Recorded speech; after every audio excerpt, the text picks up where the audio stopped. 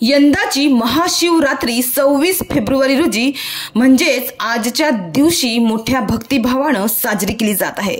आज महाशिवरात्री निमित्त भाविकांच्या उत्साहाला उधाण आला आहे। बम बम भोलेचा जयघोष करत हजारो भाविक हे राज्यातील विविध मंदिरात दाखल झाले आहेत।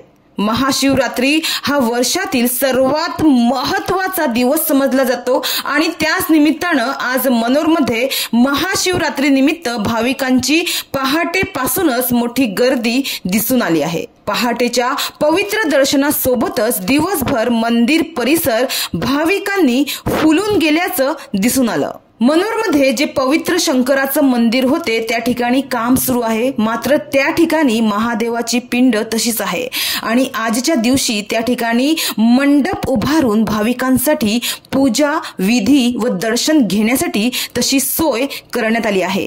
अनेक भक्त भगवान शिव यांना प्रसन्न करण्यासाठी महादेवाच्या या पिंडीवर फुले, बेलपत्र, दूध, मध, गंगाजलचा अभिषेक करताना दिसून आले। असं म्हटलं जातं की फाल्गुन महिन्यातील महाशिवरात्रीच्या दिवशी भगवान शिव आणि देवी पार्वतीचा विवाह झाला होता अशी मान्यता आहे आणि महत्त्वपूर्ण असलेला हा दिवस लोक मोठ्या उत्साहाने भक्तिभावाने साजरा करत आहे।